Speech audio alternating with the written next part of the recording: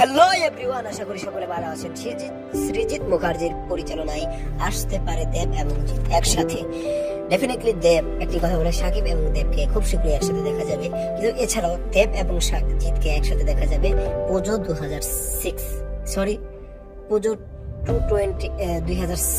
হ্যাঁ 2026-এর পুজোয় দেব এবং জিৎকে একসাথে নিয়ে আসতে পারে সৃজিত মুখার্জি। দেব এবং জিতের কাছে স্ক্রিপ্ট লিখে জমা দিয়েছেন সৃজিত মুখার্জি দেব এবং জিতের কাছে স্ক্রিপ্ট লিখে জমা দিয়েছেন।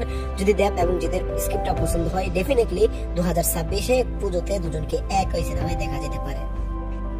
যদি দুজনকে একই সিনেমায় দেখা যায় তাহলে খুব বড় একটা ব্লাস্ট হবে, এটা বলার নেই, বলার কোনো বাহির রাখে না, এবং ভালো একটা বিজনেস করবে, এতেও কোনো সন্দেহ নেই।